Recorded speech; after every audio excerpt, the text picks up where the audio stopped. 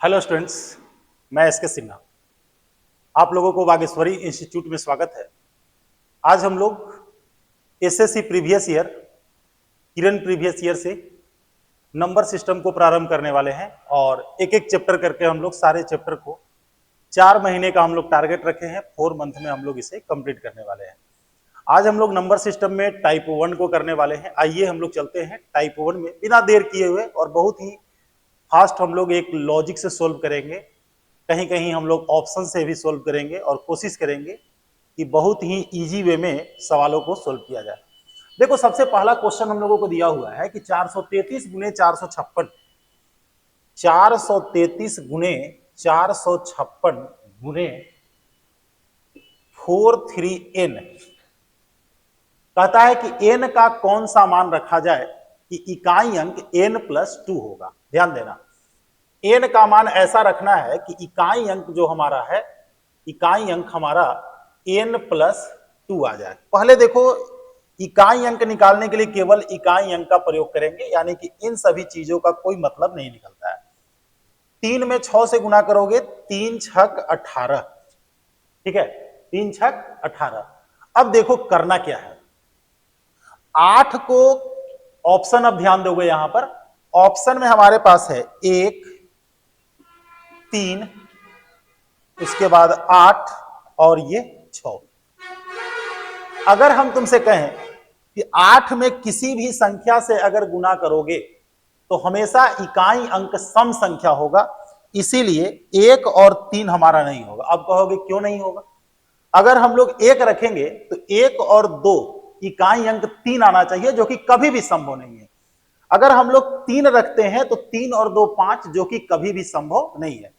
अब कहोगे कि क्या होना चाहिए, तो अब मान के चलो कि कोई बच्चा 8 को रखता है। देखो, अगर यहां पर 8 को रखोगे तो 8 और 2 10, 10 हमारा इकाई अंक हो ही नहीं सकता है, यह भी नहीं सही होगा। अब देखो 100% अगर कहोगे तो 6 सही होगा। क्यों? अगर हम लोग n के जगह पर 6 रख देते हैं तो 8 छक 48, इकाई अंक कितना आएगा? 8 आएगा।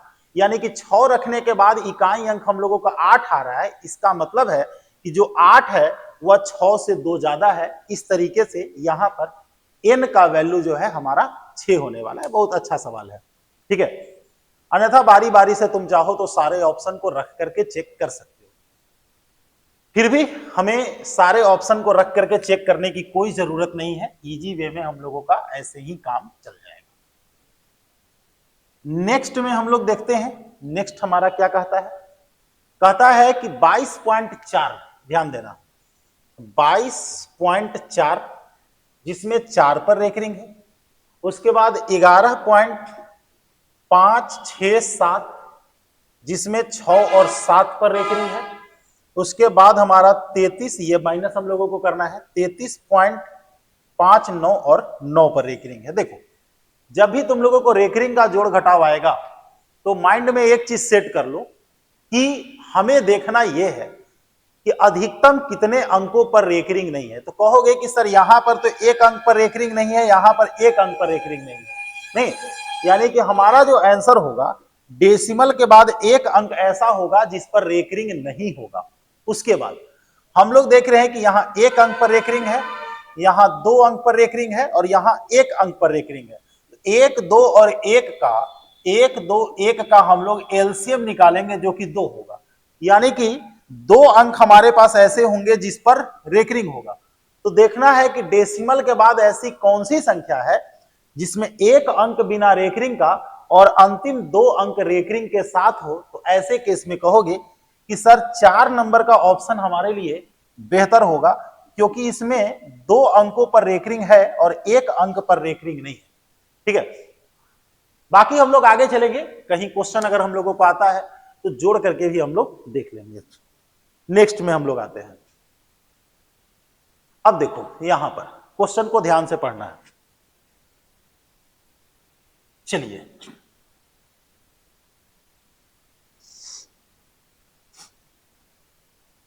क्वेश्चन है कि जब 2 अंकों की संख्या को उसके अंकों के योगफल से गुना किया जाता है तो उसका गुणनफल। देखो, 2 अंकों की संख्या तुम लोग पढ़े होंगे कि 2 अंकों की संख्या 10x + y होता है। और इसमें x प्लस वाई से गुना करते हैं।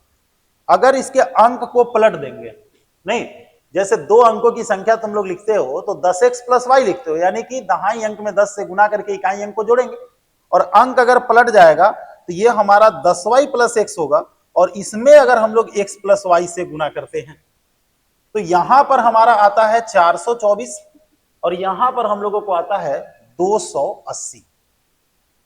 तो कहता है कि x प्लस वाई का मान क्या होगा, हम लोगों को निकालना है x प्लस वाई का मान क्या होगा। अब जरा सा ध्यान देना कैसे हम लोग चलते हैं, देखोगे इजी वे में काम करेंगे हम लोग। जो x प्लस वाई होगा इसको विभाजित करना चाहिए, x प्लस वाई इसको भी विभाजित करेगा और इसको भी विभाजित करेगा। अब जरा सा विचार करते हैं, हमारे पास जो ऑप्शन दिया हुआ है उस पर अगर हम लोग विचार करें तब देखो क्या कहता है। ऑप्शन के अकॉर्डिंग अगर हम लोग चलेंगे तब देखो क्या होता है।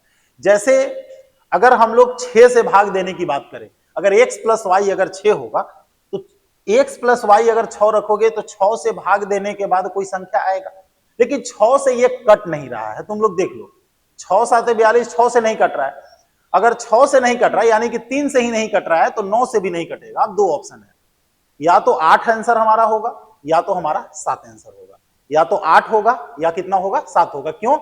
क्योंकि ये हमारा 3 से और ये हमारा 3 से नहीं कट रहा है। जब 3 से दोनों नहीं कट रहा है तो 6 से भी नहीं कटेगा और 9 से भी नहीं कटेगा, यानी कि x प्लस वाई का मान ना तो 6 होगा और ना ही हमारा 9 होगा। तब हमारे पास या तो 8 हो सकता है या तो 7 हो सकता है। अगर हम लोग 8 रख दें तो x प्लस वाई का मान 8 रखोगे तो 8 5 40 और 8 3 के 24, नहीं, x प्लस वाई अगर हम लोग 8 रखेंगे तो ये हमारा आ जाएगा 53। अगर इसमें 8 से भाग दे करके अगर 35 आ जाता है तो हमारा 100% ये सही होगा।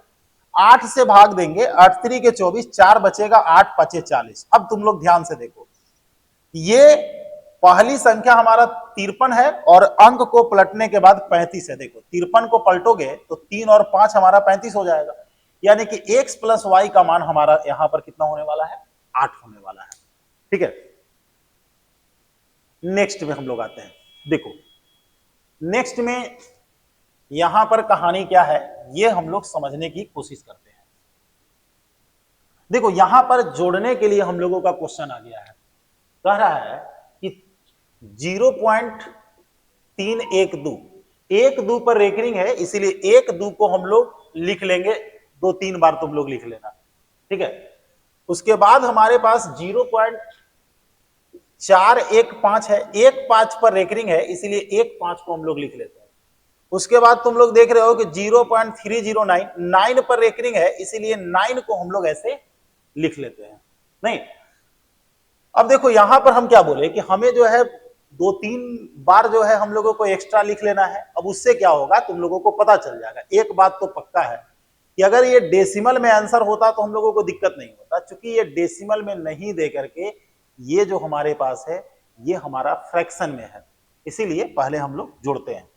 7 5 12, सॉरी 9 5 14 और 2 16, इसके बाद 9 1 10 1 11 और 1 12, 9 5 14 2 16 और 1 17, 12 17, 1 1 2 और 1 3, 3 3 6 4 10 और 1 11 और ये।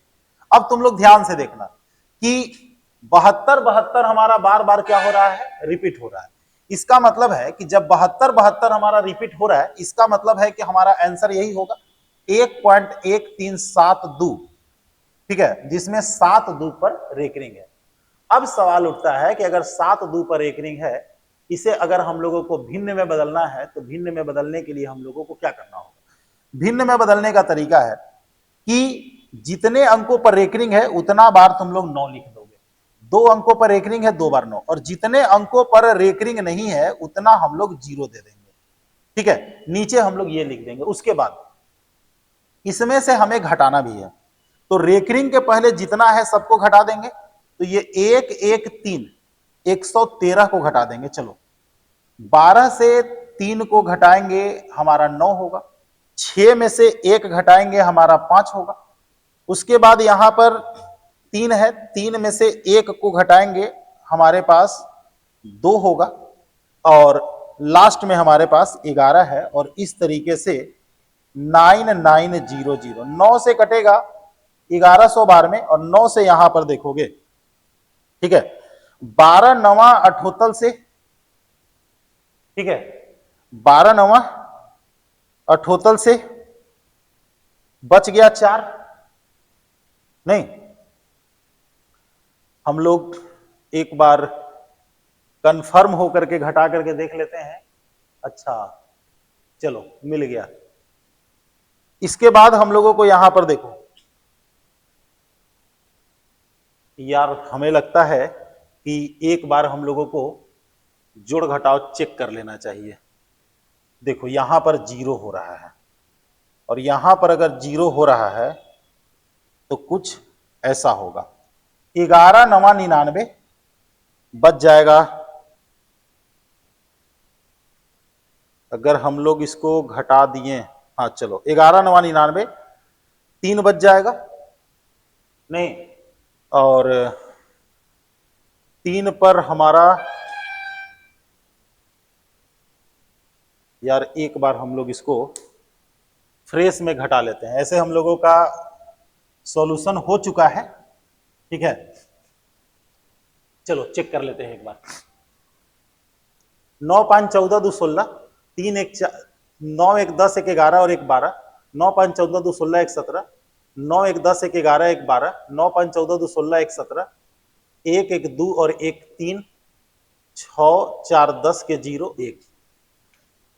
चलो यहां तक तो बिल्कुल सही है, यानी कि जब हम लोग इसे जो है भिन्न में जब चेंज करेंगे तो ये पूरा को हम लोग लिखेंगे और रेकरिंग के पहले जितना है उसको हम लोग माइनस करेंगे, तो 103 को हम लोग घटा देंगे। 103 को घटाने के बाद, ठीक है, हमारे पास 2 अंकों पर रेकरिंग है, 2 गो 9 देंगे और 2 गो पर नहीं है, 2 गो 0 देंगे।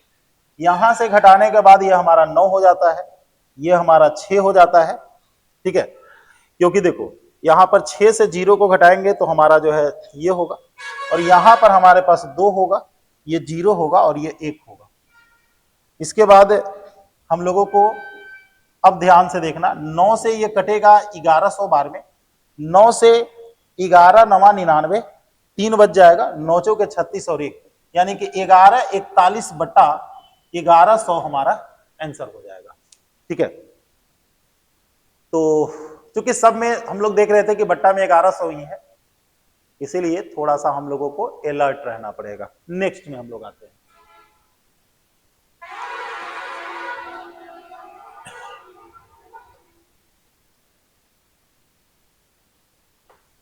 चलो देखो,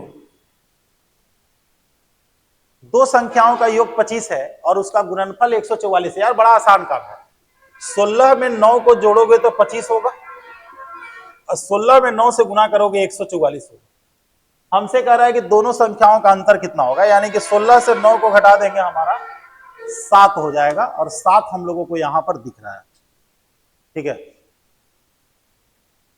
किसी संख्या और उसके वर्गमूल के बीच का अंतर 2 है। देखो, किसी संख्या और उसके वर्गमूल के बीच का अंतर हमारा कितना है, 2 है, यानी कि यह क्लियर हो गया कि x का मान जो हमारा होगा वह 2 से बड़ा होगा। x का मान 2 से बड़ा होगा और पूर्ण वर्ग होना चाहिए क्योंकि वर्गमूल निकालना है, तो केवल एक ऑप्शन है, वह है 4। देखो x में से रूट x को घटाने पर 2 आ रहा है, यानी कि x का मान हमारा 2 से बड़ा होना चाहिए और वैसी संख्या होना चाहिए जिसका पूरा पूरा वर्गमूल निकलता हो। तो तुम कहोगे कि केवल 4 एक ऑप्शन है, तो यहां पर 4 और 4 के वर्गमूल 2 होता है।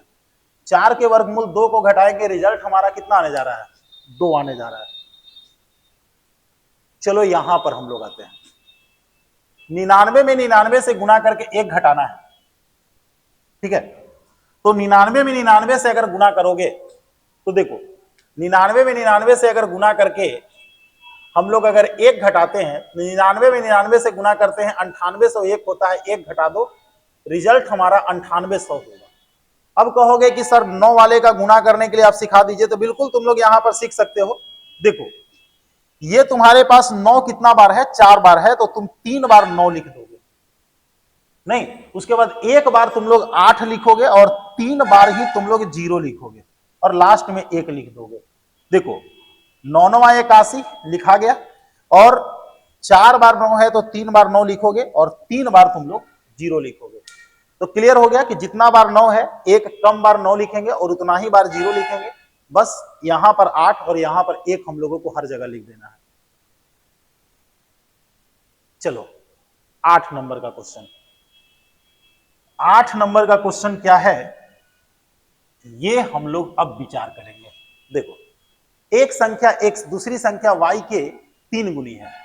एक संख्या x दूसरी संख्या y का क्या है, 3 गुना है। यार तुम लोग ऑप्शन को ध्यान से देखो, केवल सेकंड ऑप्शन दिख रहा है जिसमें 15 जो है 5 का 3 गुना है।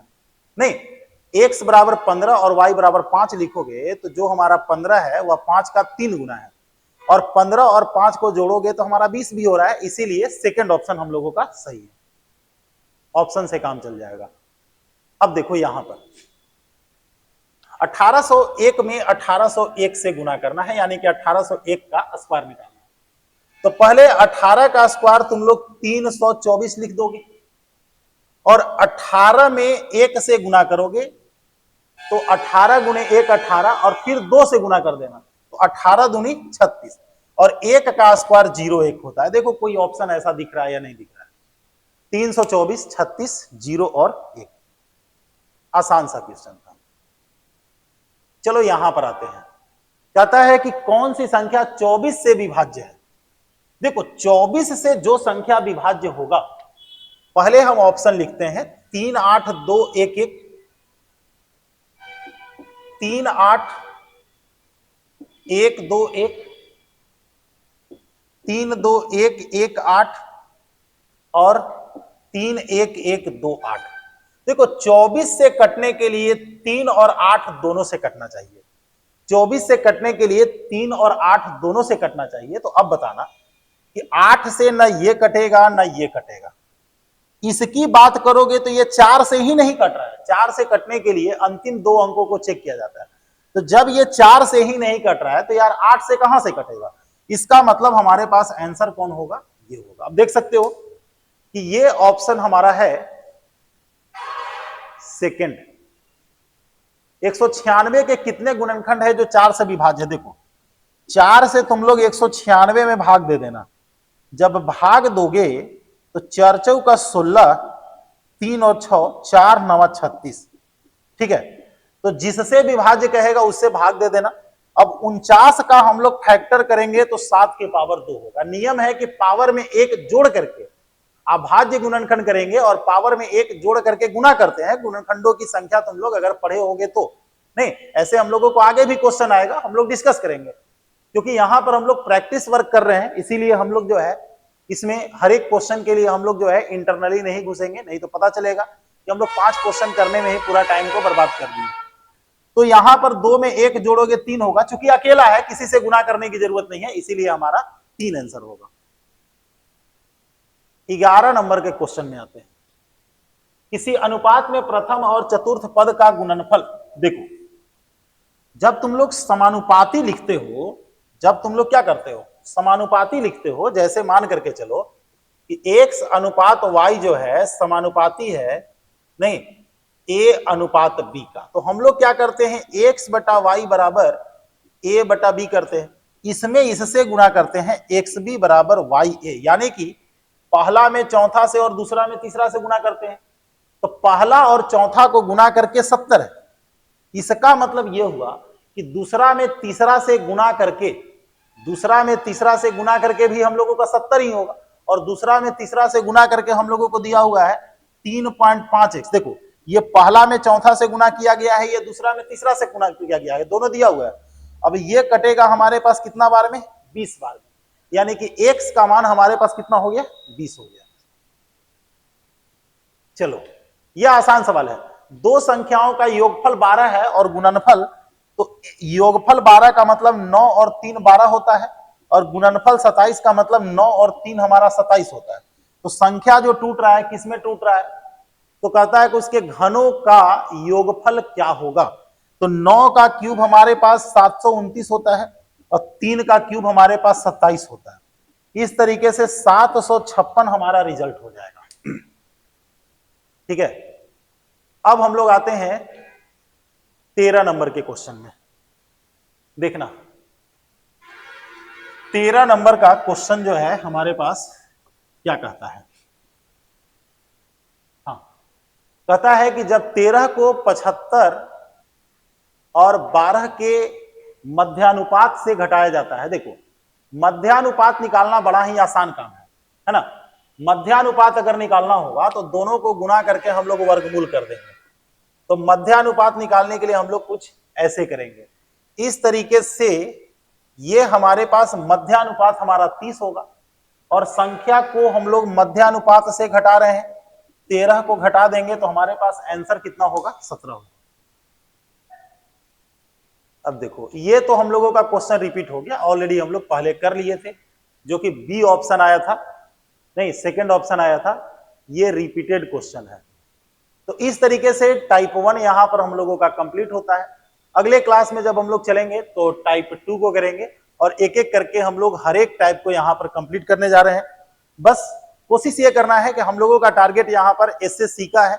अगर हम लोग एसएससी सीजीएल के पर्पज से तैयारी करते हैं तो या तो रेलवे हो या आपका पुलिस का एग्जाम हो या एसएससी का कोई भी एग्जाम हो, फिर हम लोगों को कोई भी प्रॉब्लम नहीं होता है। तो चलिए इस क्लास को हम लोग यहीं पर समाप्त करते हैं, मिलते हैं अगले क्लास में। आप लोग इसे अपने दोस्तों को शेयर कीजिए और आप लोग मेरा संकल्प ऐप को आप लोग डाउनलोड कीजिए, जिसका डिस्क्रिप्शन में जो है लिंक डाला हुआ है। मिलते हैं हम लोग नेक्स्ट क्लास में, बाय।